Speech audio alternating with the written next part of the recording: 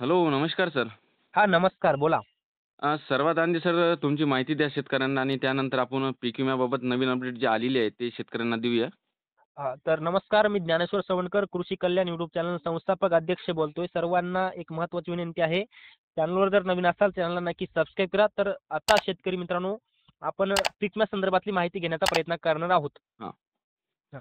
तर शेतकरी मित्रांनो, 2 डिसेंबर 2024 पासून 25% अग्रिमच्या पीक विम्याचं वाटप हे होणार आहे. आता काही जिल्ह्यामध्ये 25% अग्रिम आणि काही जिल्ह्यामध्ये 25% वैयक्तिक क्लेमच्या पीक विम्याचं वितरण होणार आहे. हं. आणि हे अधिकृत असं अपडेट परभणी जिल्ह्याचे जिल्हाधिकारी रघुनाथ गावडे यांच्या माध्यमातून ही माहिती देण्यात आलेली आहे. आणि अपडेट आपण पुढारी वृत्तसेवेच्या माध्यमातून घेण्याचा प्रयत्न करतो आहे. तर मित्रांनो, याच्यामध्ये पहिला जिल्हा आहे परभणी. हां. आणि परभणी जिल्ह्याचे जिल्हाधिकारीच्या माध्यमातून ही माहिती देण्यात आलेली आहे. फक्त परभणीची आहे, बाकीची आपण शोधून काढलेली आहे. हां, हां. त्यामध्ये परभणी जिल्ह्यामध्ये 25% अग्रिमच्या पीक विम्याचं वाटप हे 2 डिसेंबर पासून होणार आहे. आणि परभणी जिल्ह्यातील 7,00,000 शेतकऱ्यांना हां. 350 कोटी रुपयाच्या 25% अग्रिमच्या पीक विम्याचं वाटप होणार आहे 2 डिसेंबर पासून. आणि याबरोबरच परभणीमध्ये एकंदरीत आपण जर पाहिलं तर 5.5 लाख शेतकऱ्यांना काहीतरी 550 कोटी रुपये अतिवृष्टी नुकसान भरपाई मंजूर केली होती. हां. म्हणजे परभणीमध्ये दोन्ही वाटप होणार. अतिवृष्टी नुकसान भरपाई पण आणि विमा पण. म्हणजे हां. ज्या शेतकऱ्यांनी आपली केवायसी केली होती त्या शेतकऱ्यांना अतिवृष्टी नुकसान भरपाई वाटप होणार. आणि परभणी जिल्ह्यातील पात्र लाभार्थ्यांना अग्रिमच्या विम्याचं सुद्धा वाटप होणार. बरोबर. हां, हां. बरोबर. आता दुसरा जिल्हा आहे हिंगोली. हां.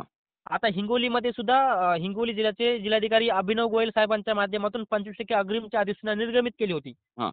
त्यामुळे हिंगोली जिल्ह्यामध्ये सोयाबीन या पिकाचा 25% अग्रिमचा विमा मंजूर झाला होता. बरोबर. हां, बरोबर. मग 3,07,000 शेतकरी यात पात्र झाले ते. हां.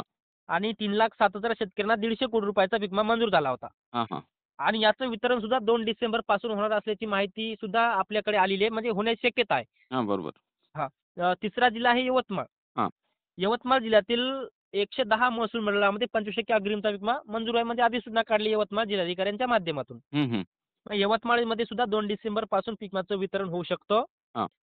पुढचा जिल्हा आहे जालना. आणि हां. जालना जिल्ह्यामध्ये सुद्धा 25% अग्रिमच्या विम्याचं वितरण हे हां. होणार आहे 2 डिसेंबर पासून. एकूण जालना जिल्ह्यातील आपण जर पाहिलं तर 42 महसुली मंडळामध्ये आणि पुढचा जिल्हा आहे नांदेड. आणि नांदेड जिल्ह्याचे जिल्हाधिकाऱ्यांच्या माध्यमातून सुद्धा नांदेडमध्ये अग्रिमचा पीक विमा मंजूर झाला होता. एकूण हां. नांदेड जिल्ह्यातील 16 तालुक्यातील 93 महसूल मंडळामध्ये मंजूर झाला होता. आणि जवळपास 7 लाखापेक्षा जास्त शेतकऱ्यांना 400 कोटी रुपयाची रक्कम हे अग्रिमची म्हणून 2 डिसेंबर पासून वाटप होऊ शकतं. हां, हां. तर आता याबरोबरच आता या 5 जिल्ह्यामध्ये अग्रिमचा विमा. पण याच्या व्यतिरिक्त आपण जर पाहिलं तर छत्रपती संभाजीनगर जिल्ह्यामध्ये सुद्धा वैयक्तिक क्लेम मोठ्या प्रमाणात आले होते. हं. वाशिम जिल्हा असेल, हं. बुलढाणा असेल, हं. याचबरोबर आपण जर पाहिलं तर बीड असेल, अकोला असेल, हां. याचबरोबर धाराशिव असेल, अमरावती असेल हं. किंवा लातूर जिल्ह्यातले 60 महसूल मंडळातील पात्र लाभार्थी असतील. हां. याचबरोबर पुण्यश्लोक अहिल्यानगर म्हणजेच आपलं हे अहमदनगर, हं. याचबरोबर नाशिक जिल्हा असेल, सोलापूर असेल आणि आपण जर पाहिलं जळगाव असेल, याचबरोबर नागपूर, याचबरोबर गोंदिया, कोल्हापूर, ठाणे या जिल्ह्यातील वैयक्तिक क्लेमधारक शेतकरी होते. आणि या वैयक्तिक क्लेमचा जर शेतकऱ्यांचा विमा जर विमा कंपनीने म्हणजे मंजूर केलेला असेल, तो सुद्धा वितरण होण्याची एक मोठी दाट शक्यता आहे. हां. आणि आता हे वितरण नवविमा कंपन्यांच्या माध्यमातून होणार आहे. हां, हां, हां. तर आणि आता सर नवविमा कंपन्या कोणकोणत्या? बरोबर. हां, बरोबर. त्या नवविमा कंपन्यामध्ये oriental general insurance company limited एक, हं. दुसरी विमा कंपनी भारतीय कृषी विमा कंपनी, हां. तिसरी विमा company HDFC ergo general insurance company limited, हं, हं. चौथी विमा कंपनी युनिव्हर्सल शॅम्पियो जनरल इन्शुरन्स कंपनी लिमिटेड, हं. पाचवी विमा company ICICI Lombard general insurance company limited, याचबरोबर सहावी विमा company SBI life general insurance company limited, हां. याचबरोबर एसबीआयच्या नंतर रिलायन्स, हं. याचबरोबर युनायटेड इंडिया आणि Cholamandalam MS general insurance company limited. बरोबर. हां, बरोबर. आता भरपूर शेतकऱ्यांना वाटत आहे की एवढं लेट का झालं? त्याची माहिती थोडक्यात मी तुम्हाला 2 मिनिटांमध्ये देऊ इच्छितो. हां, द्या, द्या ना. याच्यामध्ये आपण जर पाहिलं तर सप्टेंबरमध्ये झालेल्या अतिवृष्टीचे अनुदान व हं. पिकाची अग्रिमची रक्कम पुढील आठवड्यामध्ये म्हणजे 2 डिसेंबर पासून वाटप होणार, हं. शेतकऱ्यांच्या खात्यावर जमा होणार. बरोबर. हां, बरोबर. आता अशी माहिती जी परभणी जिल्ह्याचे जिल्हाधिकारी रघुनाथ गावडे यांच्या माध्यमातून दिली. निवडणुकीपूर्वी अनुदानाचा निधी जिल्हा प्रशासनाला प्राप्त झाला होता. हं. पण आचारसंहिता संपल्याने हं. 2 तारखेला जमा होणार असल्याची प्रक्रिया सुरू होणार आहे. आता परभणी जिल्ह्यामध्ये आपण जर पाहिलं तर सप्टेंबर महिन्यात मोठ्या प्रमाणामध्ये अतिवृष्टी होऊन म्हणजे परभणी जिल्ह्यामध्येच नव्हे तर महाराष्ट्र राज्यातल्या भरपूर जिल्ह्यामध्ये त्यामध्ये प्रामुख्याने मराठवाड्यातले 8ही जिल्हे हां, बरोबर.